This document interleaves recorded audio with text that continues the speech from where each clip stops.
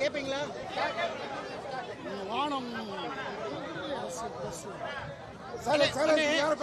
எல்லா கேள்விகளுக்கு பதில் சொல்றோம்.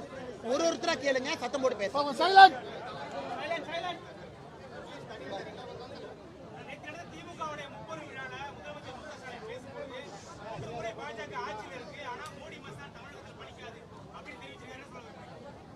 நேற்று கரூர் மாவட்டத்தில் திராவிட முன்னேற்ற கழகத்தினுடைய முப்பெரும் விழா, அந்த விழாவை கரூர் மாவட்டத்தில் நேற்று நடத்தியிருக்கின்றார்கள்.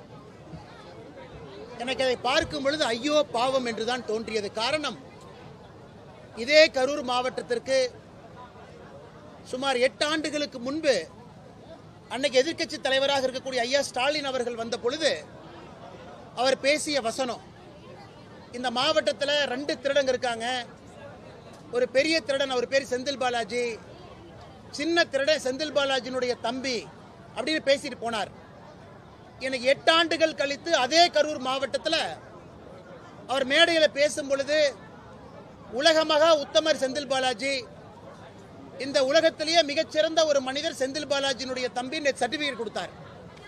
இன்னைக்கு திமுகவினுடைய முப்பெரும் விழா இப்படித்தான் நடந்திருக்கு. எந்த மாவட்டத்தில் 8 ஆண்டுகளுக்கு முன்பு இருவருக்கு திருடர் பட்டம் கொடுத்தாரோ, ஊழல் பட்டம் கொடுத்தாரோ, இன்னைக்கு அதே மாவட்டத்தில் அந்த 2 பேர்த்த வச்சு அந்த விழாவை நடத்தியிருக்கும் பொழுது நமக்கு என்ன தெரியுதுன்னா, தமிழகத்தினுடைய முதலமைச்சர் ஐயா மு.க. ஸ்டாலின் அவர்கள் ஒரு மண் குதிரையின் மீது அமர்ந்து காவேரி கரையை நோக்கி போறார். 2026 தேர்தலுக்கு மண் குதிரையில காவேரி கரைக்கு போறாரு. அந்த வரக்கூடிய ஆற்று வெள்ளத்தில் மண் குதிரையெல்லாம் அடித்து போன பிறகு அவர் தப்பிப்பதே எனக்கு கஷ்டமா இருக்கு. அதனால் மேடையில் அமர்ந்து கொண்டு பாரதிய ஜனதா கட்சிக்கு பாடம் எடுக்கிறார், எப்படி இருக்க வேண்டும் என்று. பாரதிய ஜனதா கட்சி ஒரு நாளும் கூட தமிழக மக்களுடைய இதயத்தில் இடம்பெற்றுக் கொண்டிருக்கின்றோம். இந்த நிகழ்வும் ஒரு சாட்சி தான். அதனால் அந்த கரூர் மாவட்டத்தில் நடந்த முப்பெரும் விழாவே திமுக அரசில் சாராய காசில் நடத்தப்பட்ட விழா. அது சாராய மந்திரியாக 3 ஆண்டுகள் பணி செய்து அவர் சம்பாதித்த பணத்தில் தான் இன்னைக்கு கரூரில் இத்தனை ஆண்டு காலமாக இருக்கக்கூடிய திராவிட முன்னேற்ற கழகத்தினுடைய விழாவே நடக்குதுன்னா, இதைவிட ஐயோ பாவம் என்று சொல்வதற்கு வேற என்ன சான்று வேண்டும்? ஆனால் முதலமைச்சர் அவர் கண்ணாடியில் பார்க்கணும். எப்படிப்பட்ட ஊழல்வாதிகளை கட்சியில் வச்சுக்கிட்டு, எப்படி சம்பாதிச்ச பணத்தை எல்லாம் வச்சுக்கிட்டு அதுல ஒரு விழா நடத்துறாரு. அந்த மேடையில் ஏதோ ஒரு பெரிய சாதனையை செய்தது போல எங்களுக்கு அறிவுரை வழங்குறார். அதனால் முதலமைச்சர் அவர்களுக்கு எங்களுடைய தாழ்மையான வேண்டுகோள், ஐயா கண்ணாடியை பாருங்க, முகத்தை பாருங்க, எப்படிப்பட்ட ஊழல்வாதிகளை வச்சிருக்கீங்கன்னு பாருங்க. அதன் பிறகு பாரதிய ஜனதா கட்சிக்கு அறிவுரை கொடுங்க.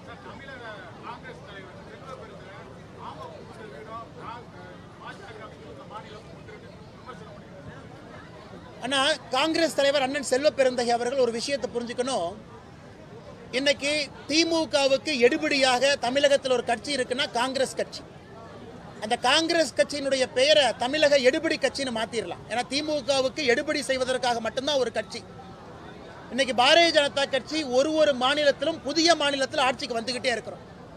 வடகிழக்கில் எல்லா மாநிலத்திலும் ஆட்சியில் இருக்கிற ஒரு மாநிலத்தை தவிர புதிதாக ஒரிசா மாநிலத்துக்கு ஆட்சியில் இருக்கும்.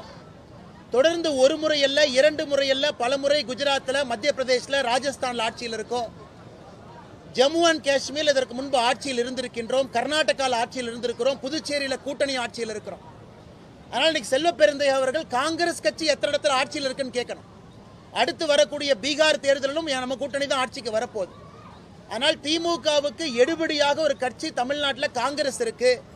இன்னைக்கு காங்கிரஸ் கட்சி வைத்தறிச்சல்ல பாரதிய ஜனதா கட்சியை பார்த்து அப்படி இப்படிங்கிறாங்க.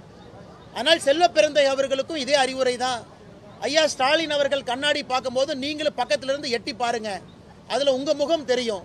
உங்க கட்சி இன்னைக்கு அதல பாதாளத்துல தமிழ்நாட்டில் எங்க இருக்குன்னு உங்களுக்கே தெரியும். கட்சியே இல்லாம தலைவர்கள் இருக்கின்ற ஒரு கட்சியாக காங்கிரஸ் கட்சி மாறிடுச்சு. எனக்கு அவர்களும் துரதிர்ஷ்டவசமா அறிவுரை கொடுக்குறாங்க. இதை விட நாம் என்ன சொல்றதுங்க ஐயா? மேடம் வர்றேன் அது முடிச்சு. அண்ணா நானும் அந்த புகைப்படத்தை பார்த்தேன். ஏன்னா என்னை பொறுத்தவரை எடப்பாடி பழனிசாமி அவர்கள், எதிர்க்கட்சி தலைவர் அவர்கள் உள்துறை அமைச்சரை சந்திக்கின்ற செய்தி அதிகாரப்பூர்வமாக உங்களுக்கும் தெரியும், எல்லோருக்குமே தெரியும். அதனால் வெளியே வந்திருக்கும் பொழுது எடப்பாடி பழனிசாமி அவர்கள், எதிர்க்கட்சி தலைவர் அவர்கள், என்னுடைய பார்வைக்கு, ஏன்னா அந்த மீட்டிங் நடக்கிறது எல்லாருக்குமே தெரியும் என்கின்ற காரணம் இருக்கும் பொழுது அவர் முகத்தை மறைக்க வேண்டிய அவசியம் இல்லை. அதனால் என்னை பொறுத்தவரை அவர் முகத்தை மறைத்ததாக நான் பார்க்கல. அந்த ஃபுட்டேஜில் அப்படி தெரிஞ்சிருக்கு, அப்படிதான் நான் என்னுடைய கருத்து. ஏன்னா அந்த மீட்டிங் நடக்குதுன்னு உங்களுக்கும் தெரியும், பத்திரிகை நண்பர்களும் வெளியே இருந்தீங்க, அவங்களும் டெல்லி போகும்போது மீட்டிங் நாங்கள் போகிறோன்னு சொல்லிட்டு போயிருக்கிறாங்க. அதனால் மறைக்க வேண்டிய அவசியம் இல்லை. அது காட்சி ஊடகத்தில் அந்த ஃப்ரேம் வரும்பொழுது அப்படி தெரிந்ததாகத்தான் நான் பார்க்கின்றேன். நான் எடப்பாடி பழனிசாமி அவங்ககிட்டையும் பேசலை, உள்துறை அமைச்சர் அமித்ஷாஜி அவங்ககிட்டையும் பேசலை. அதனால் மீட்டிங் என்ன நடந்ததுன்னு எனக்கு தெரியாது. ஒரு பொதுப்படையான கருத்தாக உங்கள் முன்னால் வைக்கின்றேன்.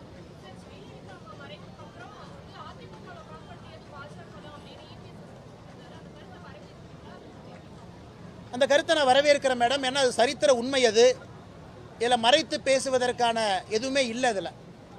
ஏன்னா எதிர்க்கட்சி தலைவர் திரு எடப்பாடி பழனிசாமி அவர்கள் அன்னைக்கு அதிமுக கட்சியை சில பேர் கபலீகரம் செய்வதற்கு முயற்சி செய்த பொழுது மத்திய பாரதிய ஜனதா கட்சியினுடைய ஆட்சி தான் உறுதுணையாக இருந்தாங்க அப்படின்னு சொல்லியிருப்பது எல்லோருக்கும் தெரிஞ்ச ஒரு விஷயந்தான். இது நாங்கள் சொல்லியிருந்தால் வேறு மாதிரி பத்திரிகை நண்பர்களும் தமிழக மக்கள் எடுத்துக்குவீங்க. அன்னைக்கு முதலமைச்சராக இருந்த திரு எடப்பாடி பழனிசாமி அவர்களே சொல்லும் பொழுது பாரதிய ஜனதா கட்சி தமிழக மக்களுடைய நலனுக்காக ஜெயலலிதா அம்மையார் அவர்கள் மறைந்த பிறகு இந்த இயக்கம் சின்னாபின்னமாக கூடாது, யாரும் கூட கபலீகரம் செய்யக்கூடாது என்பதற்காக இருந்தார்கள் என்பது இன்னைக்கு சரித்திரத்தில் அந்த கட்சியை சார்ந்த இன்னைக்கு பொதுச் செயலராக இருக்கிறவங்க பதிவு செஞ்சிருக்கிறாங்க. நான் அதை வரவேற்கிறேன். ஏன்னா பாரதிய ஜனதா கட்சியினுடைய ரோல், பாரதிய ஜனதா கட்சி 2016-17 என்ன செஞ்சாங்க அப்படிங்கிறது பல இடத்துல பல மாதிரி பேசப்பட்ட பொழுது தமிழகத்தில் நல்லது செய்வதற்காக மட்டும்தான் அன்றைக்கி பாரதிய ஜனதா கட்சி இயங்கியது அப்படிங்கிற ஒரு உண்மையை திரு எடப்பாடி பழனிசாமி அவர்கள் மக்கள் மன்றத்தில் வைத்திருப்பது எங்களுடைய ஆர்கியூமெண்ட்டுக்கு இன்னும் வலிமை சேர்க்கிறது. ஏன்னா தமிழகத்தை பொறுத்தவரை பாரதிய ஜனதா கட்சி தமிழகம் நன்றாக இருக்க வேண்டும் என்கின்ற ஒற்றை குறிக்கோளோடு மட்டும்தான் 2014 ஆட்சியில் இருந்திருக்கின்றோம். அதை திரு எடப்பாடி பழனிசாமி அவர்கள் மறுபடியும் உறுதிப்படுத்தியிருக்கிறார்.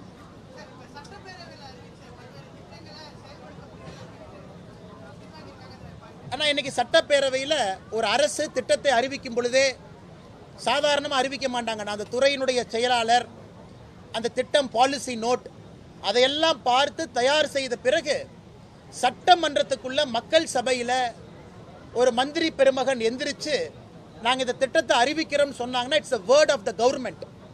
ஒரு வேர்ட் ஆஃப் த கவர்மெண்ட் எவ்வளோ பவர்னாங்கன்னா ஒரு 100 ரூபாய் 200 ரூபாய் தாளை அச்சடித்தா அந்த தாளுக்கு என்ன மரியாதை இருக்கும்? ஏன்னா அரசனுடைய வாக்கு. ஒரு 100 ரூபா நோட்டை அடித்த பிறகு நாங்கள் அடிக்கலின்னு சொல்ல முடியாது. அதனால் மக்கள் மன்றத்தில் மந்திரி பெருமக்கள் எந்திரிச்சு இந்த திட்டத்தை கொண்டு வருகின்றோம் என்று அறிவித்த பிறகு எனக்கு 256 திட்டங்களை திராவிட முன்னேற்ற கழகத்தினுடைய அரசு எங்களால் செயல்படுத்த முடியாது, நாங்கள் அதை வாபஸ் வாங்கிக்கிறோம்னு சொல்கிறாங்கன்னா இந்த அரசு எப்படி நடந்து கொண்டிருக்கிறது என்பதற்கு இது ஒரு உதாரணம். அரசு தான் கொடுத்த வாக்கையே காப்பாற்ற முடியலனா எதற்காக அரசு கட்டில் அமர்ந்திருக்கின்றார்கள்? அதுவும் சட்டமன்றத்தில் கொடுத்த வாக்கு, தேர்தல் பிரச்சாரத்தில் கொடுத்த வாக்கு கிடையாது, பொதுப்படையாக பத்திரிகை நண்பர்கள் முன்பு கொடுத்த வாக்கு கிடையாது, அரசியல் மேடையில் கொடுத்த வாக்கு இல்லை. சட்டமன்றத்தில் அந்த துறையினுடைய செயலாளர் அவங்க ஒப்பிகையெல்லாம் வாங்கி அந்த துறையினுடைய அமைச்சர் சபாநாயகர் முன்பு எதிர்க்கட்சி தலைவர், எதிர்க்கட்சி எம்எல்ஏக்கள், எல்லா எம்எல்ஏக்கள் இருக்கும் பொழுது அவங்க முன்னாடி சொன்ன வாக்கு என்பது ஜிஓ கவர்மெண்ட் கெசட்டில் போடப்பட்டது. இன்னைக்கு அதை பின்வாங்குறாங்க. அதை பார்க்கும் பொழுது திராவிட முன்னேற்ற கழகம் உண்மையாலுமே தமிழக மக்களுக்காக ஆட்சி செய்ய வேண்டும் என்கின்ற நோக்கத்தில் இருக்கிறாங்களா? அந்த நேரத்தில் மக்களுடைய கோபத்தை சமாளிப்பதற்காக ஏதாச்சும் ஒரு பொய்ய சட்டமன்றத்தில் சொல்லிட்டு தப்பிச்சுக்கலாங்கிற மாதிரி இருக்காங்களா? இன்னைக்கு 256 சட்டப்பேரவையில் அறிவித்த திட்டங்களை வாபஸ் பெறுவதை நாங்கள் கண்டிக்கின்றோம்.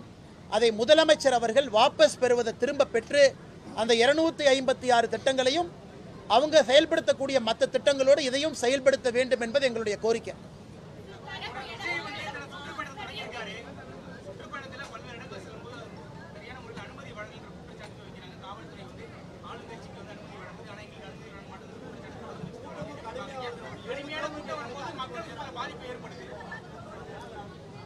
அண்ணா, திரு விஜய் அவர்களுடைய சுற்றுப்பயணத்தை பொறுத்தவரை அதிகமாக கூட்டம் வர்றாங்க, கூட்டம் வரல அப்படிங்கிறது ரெண்டாவது கருத்துங்கண்ணா. ஏன்னா மக்கள் இன்னைக்கு காட்சி ஊடகத்தில் அவ்வளோ பார்க்குறாங்க, நேரில் வர்றாங்க, கூட்டம் வந்தால் சந்தோஷம்தான். ஆனால் வரக்கூடிய கூட்டம் எந்த விதமான பொது சொத்துக்கும் ஒரு பிரச்சனை ஏற்படுத்தாமல், ஒரு பப்ளிக் ப்ராப்பர்ட்டியை டேமேஜ் பண்ணாமல் அமைதியான முறையில் வந்து கேட்டுவிட்டு செல்வதை நம்ம எல்லோரும் வரவேற்கணும். இன்னைக்கு தூத்துக்குடியில் அவங்க அடுத்த கட்ட பயணத்திற்கு அனுமதி கோரிய பொழுது அந்த காவல்துறையினுடைய அதிகாரிகள்லாம் திருச்சியில் ஏற்பட்டிருக்கக்கூடிய பொது சொத்தினுடைய சேதத்தை சொல்லியிருக்கிறாங்க. அதெல்லாம் இங்கே நடத்தப்படக்கூடாது என்று. அதனால் இது 2 பேர்த்துக்கும் பொறுப்பு இருக்கு. விஜய் அவர்களுடைய கட்சிக்கும் பொறுப்பு இருக்கு. வரக்கூடிய கூட்டத்தை கட்டுக்கோப்பாக கொண்டு வந்து பொதுமக்களுக்கு இடையூறு ஏற்படுத்தாமல், அதே போல அரசுக்கும் ஒரு பொறுப்பு இருக்கு. ஏன்னா இன்னைக்கு ஒரு குறிப்பிட்ட நேரத்தில் அவங்க பர்மிஷன் கேட்குறாங்க, சனிக்கிழமை ஞாயிற்றுக்கிழமைன்னு கேட்குறாங்க. அதை கொடுப்பதற்கான முயற்சியில் அரசு இறங்கணும். இதில் வந்து பர்மிஷன் கொடுக்கல. எல்லா கட்சிக்கும் இதே பிரச்சனை தான். பாரதிய ஜனதா கட்சிக்கு என்ன பர்மிஷன் கொடுத்துட்றாங்களா? ஒன்றார் அரசியல் கட்சியாக வளர வேண்டும் என்றால் இதையெல்லாம் சமாளித்தா தானே ஆட்சிக்கே வர முடியும். இதையெல்லாம் சமாளித்தா தானே ஜெயிக்க முடியும். இதை சமாளிப்பதற்கே விஜய் அவர்களுடைய கட்சி குட்டிக்கரணம் போட்டுட்டு இருக்காங்க. தொடர்ந்து அரசின் மீது ஒரு வழக்கு சொல்கிறாங்க அப்படின்னா அவர்கள் எந்த அளவுக்கு தன்னை தயார்படுத்தி கொண்டிருக்கின்றார்கள் என்பது நமக்கு தெரியுது. அதனால் என்னை பொறுத்தவரை விஜய் அவர்களுடைய கட்சி அடுத்த கட்டம் செல்ல வேண்டும் என்றால் இதையெல்லாம் சமாளித்து தான் அவங்க வளரணும். அதனால் அவங்களுடைய கூட்டத்தை அவங்க நடத்தணும். பொதுமக்களுக்கு பிரச்சனை இல்லாமல், பொது இடத்துல பப்ளிக் சொத்துக்கு பிரச்சனை இல்லாமல் அவங்களுடைய கூட்டம் நடத்தப்பட வேண்டும்.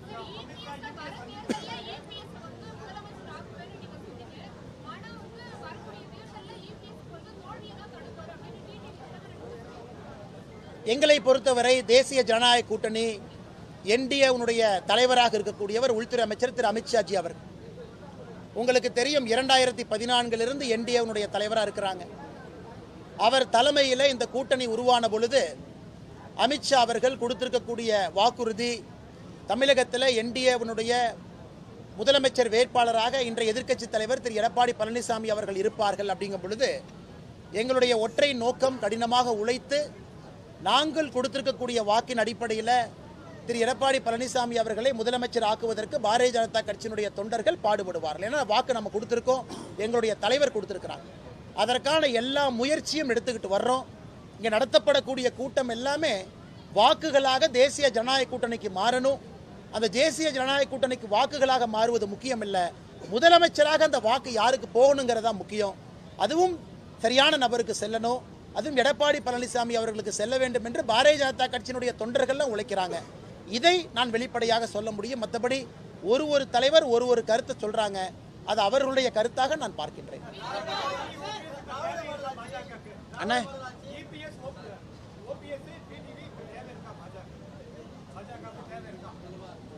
அண்ணா, ஒரு கூட்டணி எவ்வளவுக்கு எவ்வளவு வலிமையாக இருக்கிறதோ அவ்வளோக்கு அவ்வளோ சந்தோஷம். ஒரு கூட்டணியில் எவ்வளவு தலைவர்கள் இருக்கிறாங்களோ அவ்வளோக்கு அவ்வளோ சந்தோஷம். அதனால் இன்னைக்கு எங்களுடைய தலைவர் திரு அமித்ஷா அவர்கள் என்டிஏ கூட்டணியினுடைய தலைவரை பொறுத்த மட்டும் தேசிய தலைவர் இருக்கிறாங்க, எல்லோரும் சேர்ந்து முடிவெடுப்பாங்க. கொஞ்சம் பொறுமையாக இருங்க. நானும் அண்ணன் டிடிவி அவங்ககிட்ட தொலைபேசியில் சில நாட்களுக்கு முன்பு பேச பொழுது சென்னை வந்தவுடன் சந்திப்போம் என்று சொல்லியிருந்தார்கள். இப்போ சென்னை வந்திருக்கிறாங்க சுற்றுப்பயணம் முடிச்சுட்டு. நானும் ஒரு நாட்கள் அண்ணன் டிடிவி அவர்களை நேரில் சந்திப்பதாக இருக்கின்றேன், ஒரு நட்பின் அடிப்படையில். ஆனால் அண்ணன் டிடிவி அவங்ககிட்ட மறுபடியும் நான் வலியுறுத்துவதாக இருக்கின்றேன் தமிழகத்தினுடைய நலனுக்காக. அதனால் அண்ணன் நேரில் பார்த்துட்டு நான் உங்கள்கிட்ட பேசும்பொழுது மறுபடியும் நான் பேசுகிறேன்.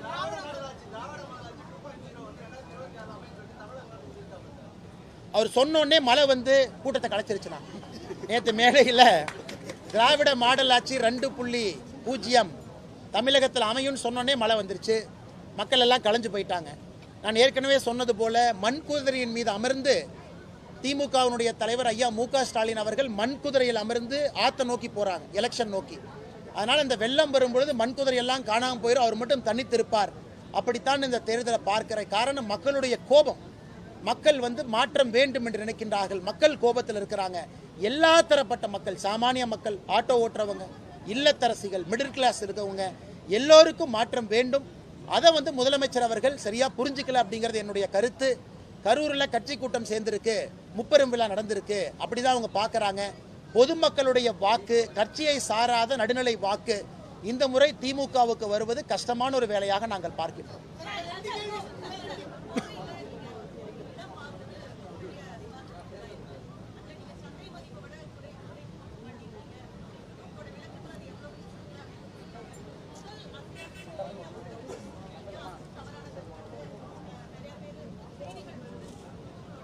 மேம், தமிழ்நாட்டில் ஒரு இளிச்சவாய் இருக்கான். அந்த இளிச்சவாயின் பேர் என்ன? அண்ணாமலை.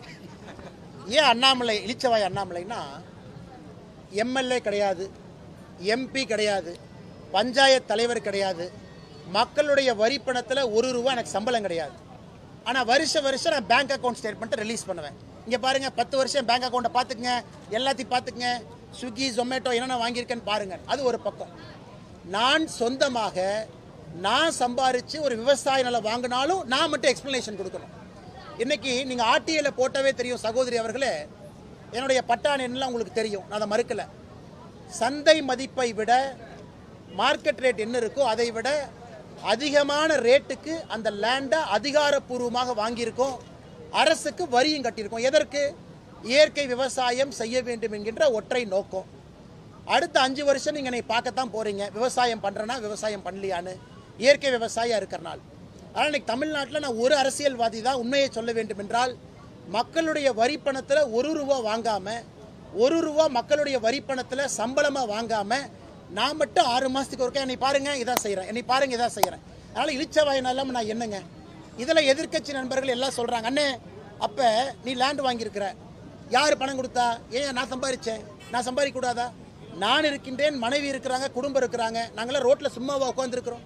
எங்களுக்குன்னு வேலை இருக்குது, செஞ்சுக்கிட்டு இருக்கிறோம், மக்கள் பணியை செய்கிறோம், அரசியல் செஞ்சுக்கிட்டு இருக்கோம். இருந்தும் எதற்காக வெளிப்படையாக நான் இருக்கிறேன்னா, நம்ம நம்பி இருப்பவர்கள் புரிந்து கொள்ள வேண்டும் நான் என்ன செய்கிறேன். அரசியலும் பண்ணுறாரு, இந்த வேலையும் செய்கிறார். அப்பப்போ குறிப்புகள் கொடுக்குறேன். இன்றைக்கி திமுக இருக்குது, டிவிஎஸ்சி இருக்குது, அவங்க கையில் ரெவென்யூ டிபார்ட்மெண்ட் இருக்குது, அவங்க கையில் தாசில்தார் இருக்கிறாங்க. சோதனை பண்ண சொல்லுங்கள். மார்க்கெட் ரேட் என்ன ரேட்டுக்கு நம்ம ரெஜிஸ்டர் பண்ணியிருக்கோம்னு கேட்க சொல்லுங்கள். எவ்வளவு அரசுக்கு வரி கட்டி இருக்கின்றோம் அதையும் டிக்ளேர் பண்ண சொல்லுங்கள். அதையெல்லாம் செய்யணும். எந்த வரி பணமும் மக்கள் பணமும் இல்லாமல் இவ்வளவு வெளிப்படைத்தன்மையாக நான் இருக்கின்றேன். என்னுடைய வங்கி கணக்கு 1 ஆண்டு 2 ஆண்டு அல்ல, 10 ஆண்டுகளுக்கான வங்கி கணக்கை போன ஆண்டு வெளியிட்டிருக்கேன். அடுத்த ஆண்டு என்னுடைய இன்கம் டேக்ஸ் அதை வெளியிடுவேன் எலெக்ஷன் நேரத்தில். அதிலையும் மக்கள் பார்க்குறான். இன்னைக்கு நான் 3.5 கோடி ரூபாய் கடனாளியாக இருக்கேன். அதையும் பேச மாட்டுறாங்க. கடனும் வாங்கியிருக்கேன், கடனுக்கு வட்டியும் கட்டுறேன். அந்த வட்டியை வைத்து என் தொழில் நடத்துகிறேன், பொழப்பு நடத்துகிறேன். ஸோ 3.5 கோடி ரூபாய் கடன் ஒரு மனுஷனுக்கு இருக்குது. ஒரு மனுஷன் வங்கி கணக்கை வெளியிடுறான். ஒரு மனுஷன் மக்களுடைய வரி பணத்தில் வாழலை. இதை தாண்டியும் நாங்கள் மட்டும்தான் எங்கள் நேர்மையை நிரூபிச்சுக்கிட்டே இருக்கணும்.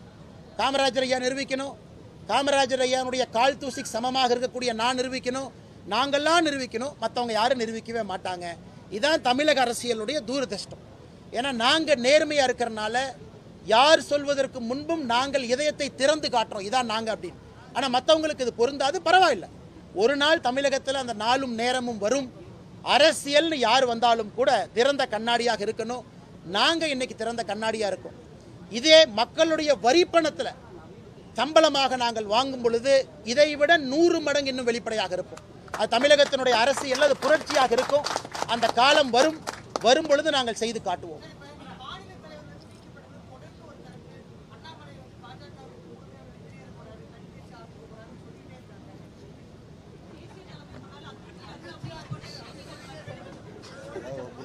அண்ணே ஒரு விஷயம் நல்லா புரிஞ்சுக்குங்க அண்ணே, பாரதிய ஜனதா கட்சி என்பது தமிழகத்தில் இன்னைக்கு மாற்றத்திற்கான ஒரு கட்சி. இந்த கட்சினால தான் மாற்றம் கொடுக்க முடியும் என்று நம்பி பல்லாயிரக்கணக்கான தொண்டர்கள், இளைஞர்கள் இந்த கட்சியில் இருக்காங்க. நானும் அதில் ஒருத்தன். காரணம், பாரத பிரதமர் நரேந்திர மோடி அவர்கள் என்கின்ற ஒற்றை மனிதன். அந்த மனிதன் இருக்கிறனால இந்த கட்சி எப்பொழுதுமே மாற்றத்தை நோக்கி இருக்கும். இல்லத்தில் இருக்கிற டெங்கு காய்ச்சல் என்னை பார்க்கறதுக்கு BL சந்தோஷ் அவர்கள் இல்லத்தில் எங்கிட்ட வந்து பார்த்துட்டு ஒரு காஃபி சாப்பிட்டு, தம்பி நல்லா இருக்கியா அப்படின்னு கேட்டுட்டு போனால் உடனே செய்தி போடுறீங்க, அண்ணாமலை அதிருப்தி, BL சந்தோஷ் இல்லத்துக்கு போய் கூட்டிகிட்டு வந்தாங்க. அடுத்து ஒரு கட்சியினுடைய 2-3 நிகழ்வுகள் வேற இடத்துக்கு நான் போகணும் அப்படின்னா இந்த நிகழ்ச்சிக்கு வரல, அதிருப்தி. அண்ணா இன்னைக்கு எனக்கு ஒரு சந்தோஷம் என்னன்னா, கட்சியினுடைய வேலைப்பளு என் மீது குறைவாக இருக்குது. அதனால தான் இயற்கை விவசாயம் இதெல்லாம் பண்ண முடியுது. இல்லாட்டி நான் எப்படி இந்த வேலையெல்லாம் செய்வேன்? அதனால் எனக்கு இந்த நேரம் தேவைப்படுகிறது. கட்சி வேலையும் செய்யணும், அதே நேரத்தில் என்னுடைய தனிப்பட்ட ஆசை ஒரு இயற்கை விவசாயமாக இருக்கட்டும், ஒரு சிறு நிறுவனம் ஆரம்பித்து புதுசாக ஸ்டார்ட் அப், எப்படி அண்ணன் ஆட்டோக்கெல்லாம் பணம் கொடுத்த மாதிரி எனக்கும் அதுபோல் சிறு குறு தொழில் செய்வங்களுக்கு ஒரு ஆரம்பகால கடன் கொடுக்க வேண்டும் என்கின்ற ஆசை. அதற்கான வேலையில் இருக்கேன். ஏன்னா அவங்க தான் முதலாளிகளாக வந்தால்தான் வேலை வாய்ப்பு உருவாக்க முடியும். அதனால் முழு நேர அரசியல்வாதி என்பதிலிருந்து கட்சி கூப்பிடும் பொழுது, கட்சிக்கு நேரம் கொடுக்கும் பொழுது நேரம், அதை தாண்டி என்னுடைய தனிப்பட்ட விஷயங்களுக்கும் நேரம் கொடுக்குறேன். சந்தோஷமாக இருக்கிறேன், நிம்மதியாக இருக்கிறேன். அதனால் ஆப்பிளையும் ஆரஞ்சையும் மாம்பழத்தையும் எல்லாத்தையும் சேர்த்து கலந்து ஒரு ஜூஸ் அடித்து புதுசாக அந்த ஜூஸை விற்க வேண்டாம். நான் பாரதிய ஜனதா கட்சியில் தொண்டனாக பெருமையோடு பயணித்துக் கொண்டிருக்கிறேன்.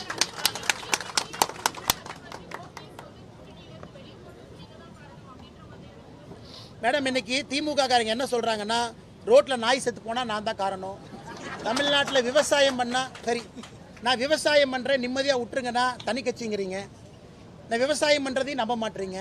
அதனால் நான் என்னதான் செய்யறது நீங்களே சொல்லுங்க. அதனால் இன்னைக்கு தமிழ்நாட்டை பொறுத்தவரை எது நடந்தாலும் நான் தான் குற்றவாளி என்று எதிர்க்கட்சி நண்பர்கள் சொன்னால் நான் எப்படி பொறுப்பேற்க முடியுங்க. அதனால் என்னை பொறுத்தவரை அமைதியாக என் வேலையை பார்க்குறேன். யாராவது டிடிவி என்ன வெளியேறினதற்கு நான் தான் காரணம் என்று நினைத்தால் அந்த நண்பர்களுக்கு டிடிவி அவர்கள் எப்படிப்பட்ட அரசியல்வாதி என்று தெரியல, அண்ணாமலையும் எப்படிப்பட்ட மனிதன் என்பது அவங்களுக்கு புரியல. டிடிவி அவர்களை பொறுத்தவரை அவருடைய சொந்த நிலைப்பாடு அந்த கட்சிக்காக அவர் எடுக்கிறார். இந்த கட்சி நன்றாக இருக்க வேண்டும், கூட்டணி நன்றாக இருக்க வேண்டும் என்று நான் பாடுபடுறேன்.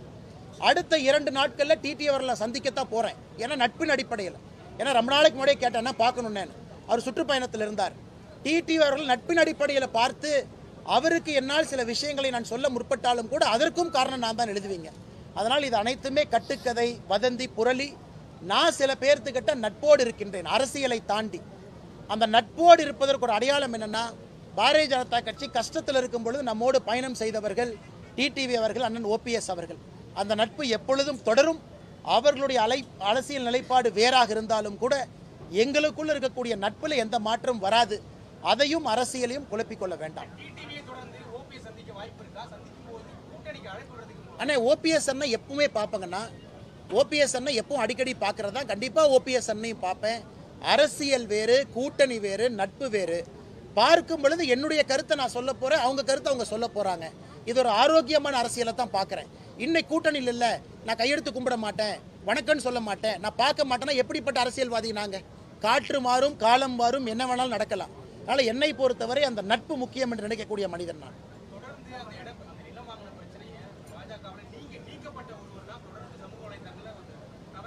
அண்ணா, இன்னைக்கு தலைவா நீங்க புரிஞ்சுக்கணும். அண்ணா தாமரைக்கணி என்ன நீங்க புரிஞ்சுக்கங்க, நான் என்னுடைய லைஃப்லயே அவதூறு வழக்கு போடக்கூடாது என்று நடக்கக்கூடிய அரசியல்வாதி. நான் அவதூறு வழக்கு போட்டேன்னா 365 நாளும் 365 கோர்ட்டுக்கு நான் போகணும். காலையிலேருந்து நைட்டு வரைக்கும் இதான் வேலை. ஏன்னா நம்முடைய வளர்ச்சி சில பேரோட கண்ணை உறுத்துது. பரவாயில்ல, இருந்துட்டு போ. நம்மளை கெட்டவன் 4 பேர் சொன்னால் நல்லவன் 40 பேர் சொல்கிறாங்க. பரவாயில்ல, இருந்துட்டு போங்க, நீங்களும் வாழுங்க, என்னையும் வாழ விடுங்க. அப்படித்தான் என்னுடைய வாழ்க்கை. நம்மை பார்த்து இன்னைக்கு பாருங்க, அண்ணாமலை எதிர்த்து திட்டினா அவங்களுக்கு கிடைக்கிற மீடியா மைலேஜ் என்னன்னு பாருங்க. அவங்க 10,000 நல்ல விஷயம் செஞ்சு 10,000 பேத்துக்கு சாப்பாடு போட்டு இந்த மாதிரி செஞ்சா கிடைக்காத மீடியா மைலேஜ் என்னைய பத்தி ஒரு நிமிஷம் திட்டுனா அவங்களுக்கு அந்த மீடியா மைலேஜ் கிடைக்குது. அதையும் சந்தோஷமா பார்க்குறேன். ஏன்னா அற்ப மனிதர்கள் சூரியனை பார்த்து குறைக்கிறனால தான் உங்களுக்கு அந்த மைலேஜ் கிடைக்குதுன்னா சந்தோஷமா இருந்துட்டு போங்க. எப்பொழுதும் எதையும் கடந்து செல்பவன் நான். அதனால குற்றம் சுமத்தவர்கள் சொல்லிக்கிட்டே தான் இருப்பாங்கன்னா அதுக்கு தான் நான் விளக்கம் கொடுத்தேன். ஒரு இழிச்சவாயினா நான் இருக்கேன். எந்த அரசு பணமும் இல்லாமல் என் வாழ்க்கையை வாழ்றக்கே நான் புத்தகம் மாதிரி திறந்து காட்டுறேன். அதனால் குறைப்பவர்கள் குறைக்கட்டும், வாழ்த்துபவர்கள் வாழ்த்தட்டும். பரவாயில்ல அண்ணே.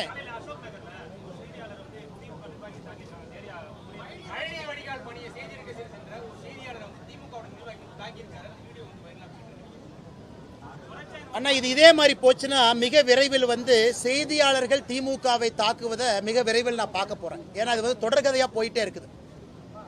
ஒரு செய்தியாளர் கண்ணியம் மிப்பவர், ஒரு அறவழியில் இருக்கிறவங்க, யாருக்கு தொந்தரவு கொடுக்க மாட்டாங்க அப்படிங்கிற ஒரே காரணத்திற்காக இன்னைக்கு செய்தித்துறை நண்பர்களை தமிழ்நாட்டில் ஒரு கட்சி தாக்குதுன்னா அது திமுக தான். எஃப்ஐஆரும் போட மாட்டாங்க, அதான் பஞ்சாயத்து. செய்தியாளர் மேலே திரும்ப எஃப்ஐஆர் போட்டுருவாங்க, நீங்களும் ஹாஸ்பிட்டலில் போய் படுத்துக்கணும். அதனால் மக்கள் இதெல்லாம் பார்த்து கொண்டிருக்கின்றார்கள். திரும்ப செய்தியாளர்கள் தாக்கக்கூடிய காலத்திற்கு தமிழகம் தள்ளப்படக்கூடாது என்பதுதான் என் வேண்டுதல். ஏன்னா கத்தி எடுக்கிற செய்தியாளர், பேனா புத்தி எடுக்கிற செய்தியாளரே கத்தி எடுத்தா என்ன ஆகும்னு யோசிச்சு பாருங்க. அதனால திரும்ப நீங்களும் 10 பேர் சேர்ந்து ஒரு திமுக காரன் அடிக்கிறக்கு ஒரு நிமிஷம் கூட ஆகாது. அந்த நேரத்திற்கு முதலமைச்சர் அனுமதிக்க கூடாது. அந்த கட்சி உறுப்பினர் மீது கடுமையான நடவடிக்கை எடுத்து இந்த 4ஆம் தூணோடு அரசு நிக்குதுன்னு காட்டணும். சும்மா மேடையில் போய் மைக் எடுத்து பத்திரிகை துறை நண்பர்களே, சான்றோர்களே, ஆன்றோர்களேன்னு சொல்லாதீங்க. அதை செயல்ல காட்டுங்க, நடத்தியல காட்டுங்க. அது முதலமைச்சர் செய்வார் என்று நம்புவோம்.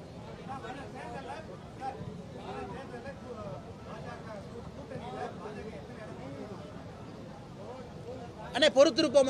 நேரம் வரும்போது பேசுவோம். நான் ஏதாச்சும் பேசி தேவையில்லை, இன்னைக்கே பஞ்சாயத்து ஆகி போயிடும். கொஞ்சம் பொறுமையா இருப்போம்.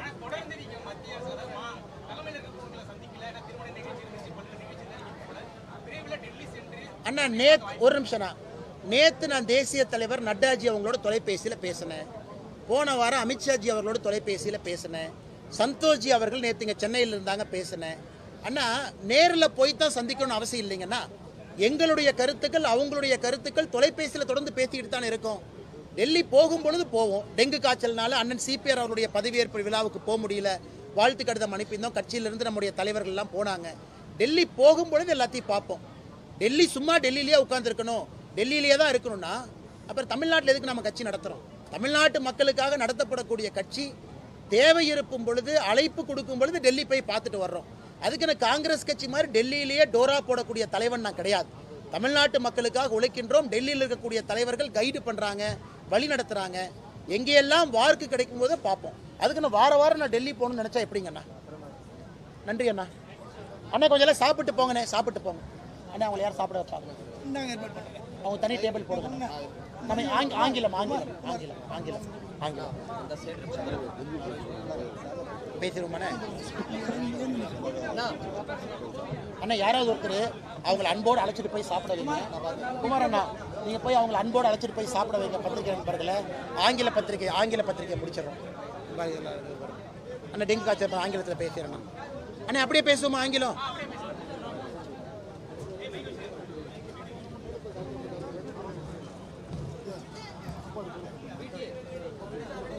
அம்மா என்னங்கம்மா, பையங்கம்மா அப்படி வாங்கம்மா. இந்தாங்கண்ணா அண்ணா, இந்த அம்மா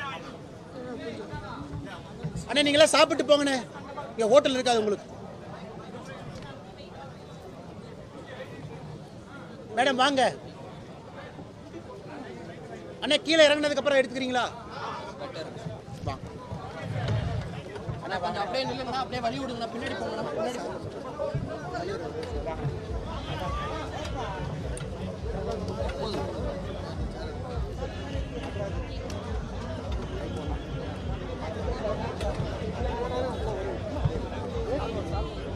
வாங்கண்ணா, அப்படியே மூவ் பண்ணுங்கண்ணா. காலிஷ்ண்ணா அண்ணா எடுக்கலாம்.